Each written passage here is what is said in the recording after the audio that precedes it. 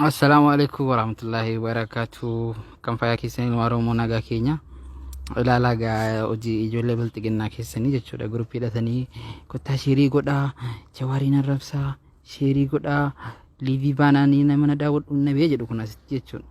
Kunoo nama hedduutu irra jira jechuudha. Kan irra jiru Awwaluu Abduu, Taayyee Dandaa, Mustafaa Jaarraa, Bantii Tufaasaa jedhamu namicha sana ni beektu miisa keessa jira. Ijoollee nama hedduu nama gurguddaa isin jettan lakkoofsa jaraa kunooti jechuudha. Barbaadanii hedduudha jarri baay'ee ta'eera. Awwaluu Abduu sana kun jechuudha. Joon Ahmad nama hedduu nama gurguddaa Makkiyyuu Mahammad irra jira. Taayyee Dandaa, Mahammad Tuqaa nama hedduu Awwaluu Abduu jedhamu sana maal paartii bilxiginnaa ta'e namichi kun jechuudha. Taayyee Dandaa namni dhibeen jiru jechuudha. Kun akkasitti guruppii hidhatanii garee hidhatanii nama arrabsaa oolu jechuudha malee dhugaa qabaatanii miti kan jedhe nama arrabsan sobaan wal ijaaranii nama arrabsu kunoo sagalee jaraa dhaggeeffadhaa. Akkam jirtu fayyaa keessanii nagaadha.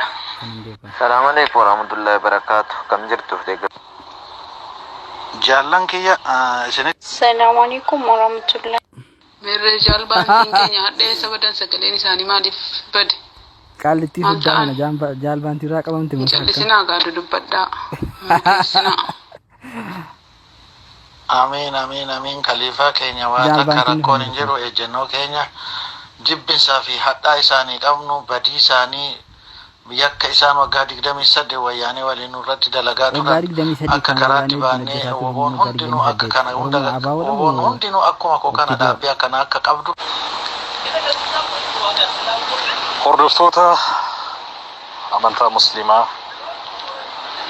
Assalamualaikum warahmatullahi wabarakatuh.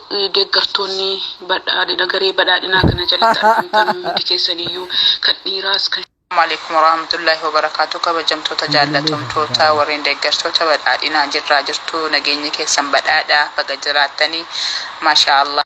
Akkam jirtu fayyaa keessanii nagaadha. Dargaggoota badhaadhinaa nagaadha baga iidiidhaan ittiin isin ga'e. Guyyaa kana yaadaa ture biizii ture hin ergine.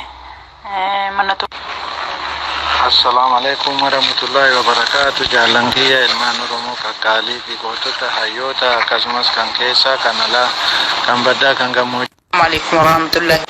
Salaamu alaikum.